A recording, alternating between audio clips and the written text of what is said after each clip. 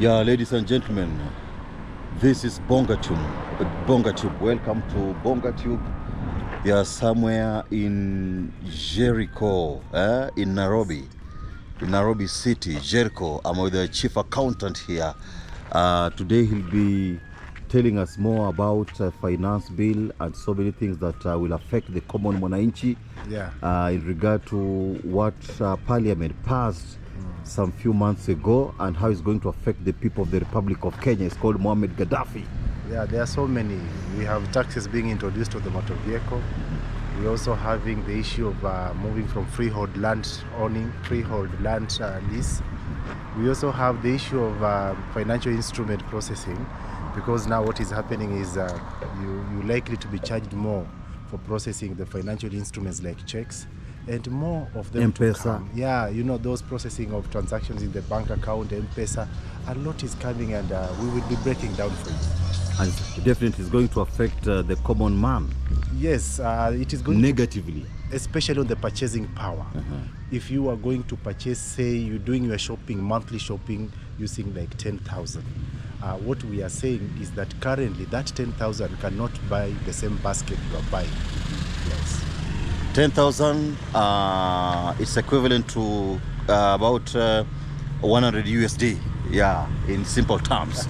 So wherever you are, just stay tuned. This is BongaTube, and wherever you are, make sure that you subscribe and tell your friend to tell your friend that things are good on this other side of life. Yes, we will be breaking it down for you and more, because in Kenya right now we're really trying to educate people on how to survive, especially at this hard time of economic situation. Now, what we know, we have a president as to the influence of external factors. We wouldn't want to go into that a lot, but we voted and we have a president. We are hoping that he will be working on this, especially by listening to common mwananchi, because he is the protector of the Constitution. He's the champion of the Constitution. So when mwananchi cries out loud, he is the only hope to change things. There's something that the president of Uganda said.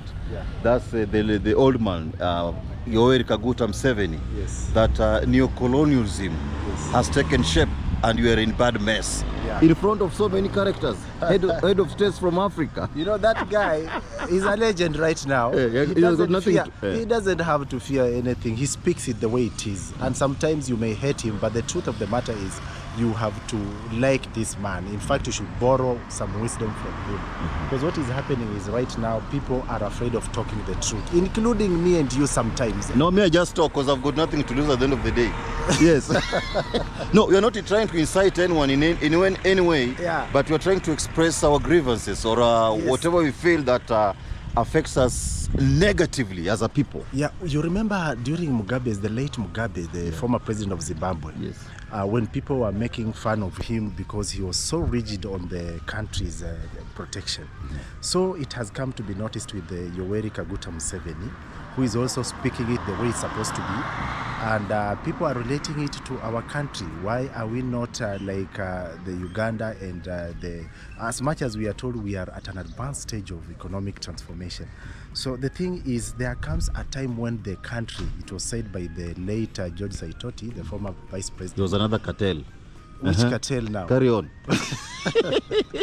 No, they say that the country must come first, before any personal interest. So we are praying that in this country, we think of the nation rather than personal interest, and that is exactly what the president of Uganda is doing, to protect the constitution and to protect the common mwananchi's interest. Because there's a lot of influence in Africa here. Talk of China, talk of the Western countries. Look at the Democratic Republic of Congo. No peace for ages. Why? Yet we've got, how do you call them?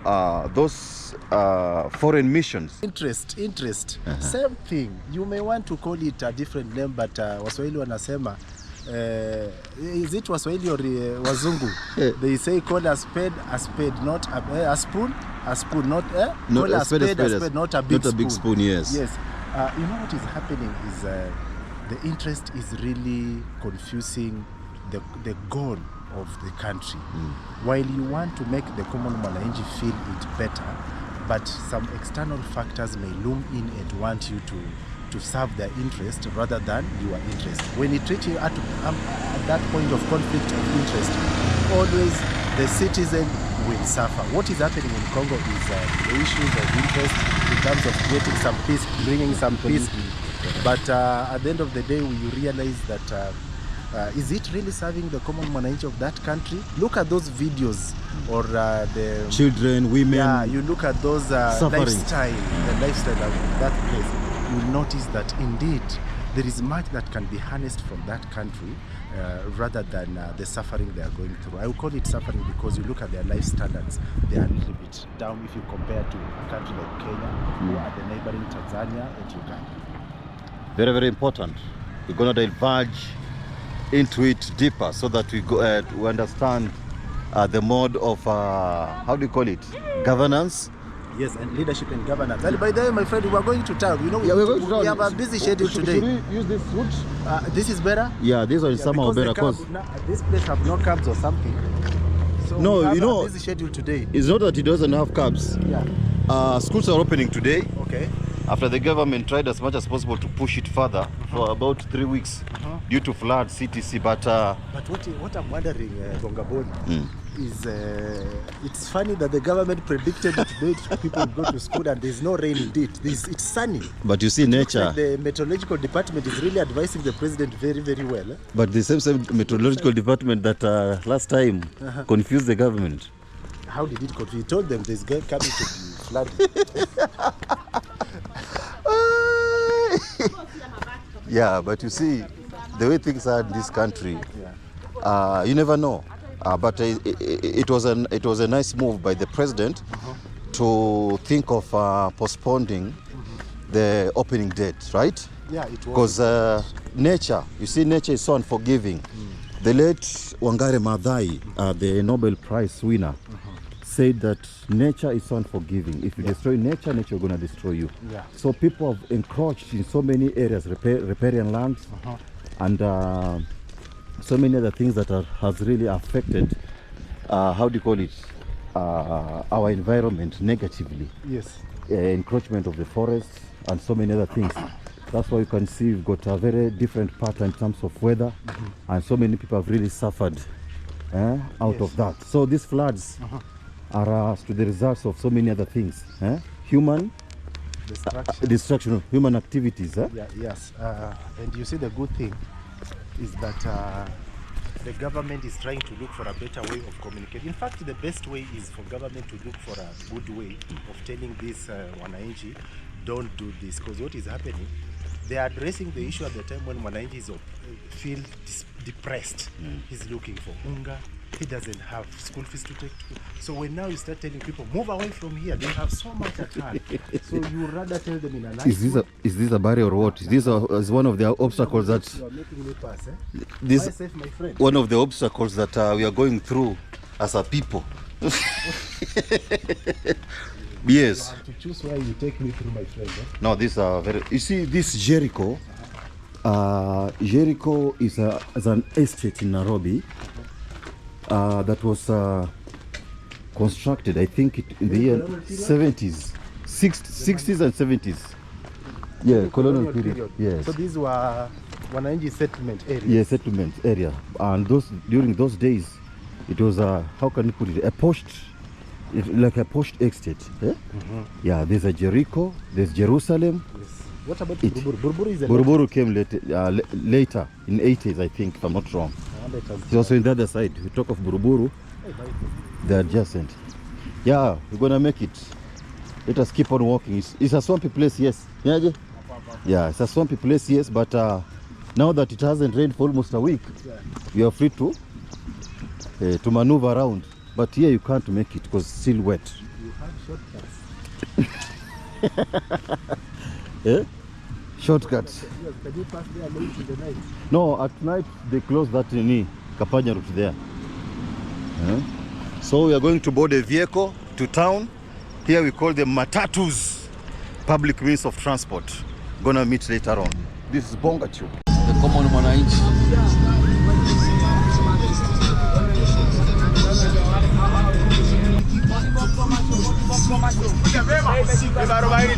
Bei ni ya Dania.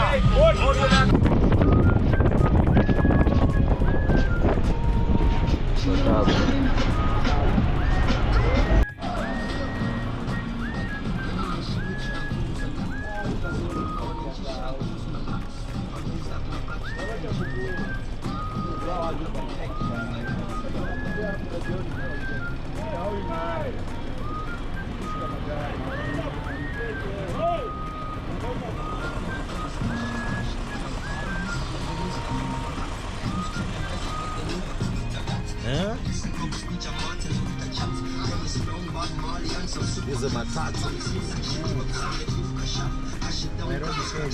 Nairobi, Kenya.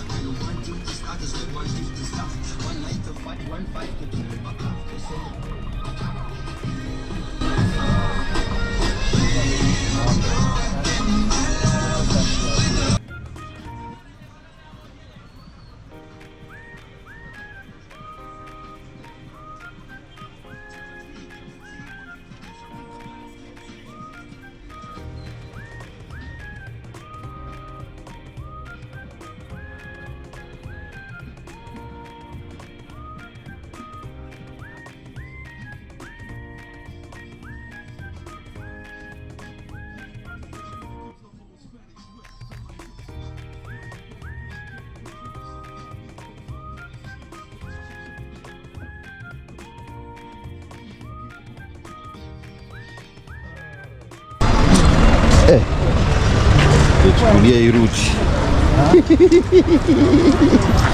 Hiyo miguu yangu. Yeah? Hiyo miguu yangu. I need some. Nguyas. Nguyas anapiga kayuta na mzee. So hatimaye bana. The capital. Iko the capital. So naona anatembea town. Latema Road. Yes, a very nice nini. So when I started my college. Your college here? Yes, this building here with the glasses. That time it was a branch of the main headquarters called Visual Institute of Professionals. Oh, Visual. Yes, that time, those early years of 2000, it was the main college about accountancy.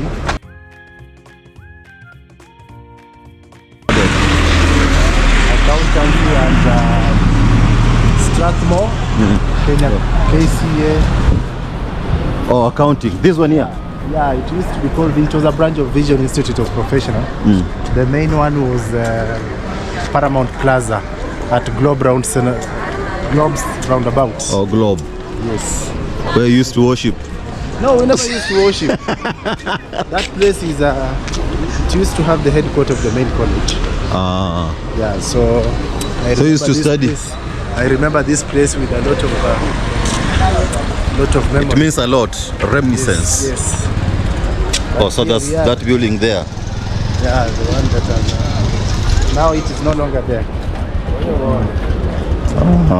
It happens, bana. And then this area was Odeon Pastor Pius Muir. Yeah, I remember those. In class, listening to those music. When he made a mistake of vying for president, that is. Yeah, 2007 or what?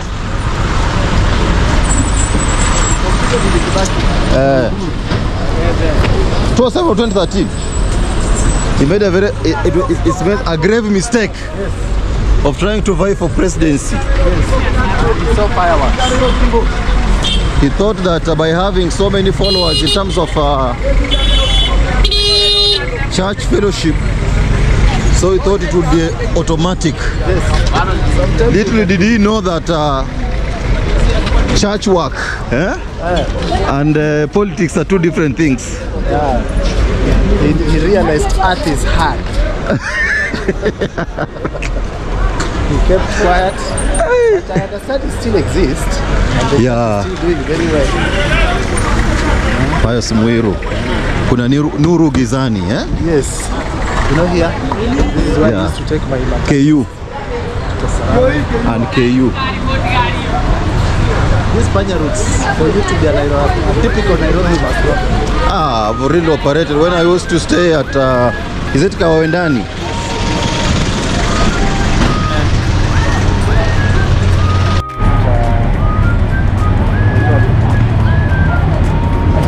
Yeah, Mo is feeling unwell, so wants to buy here some medicine.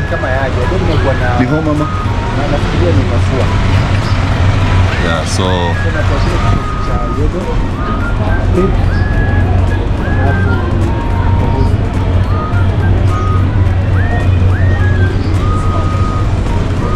it's the chemist.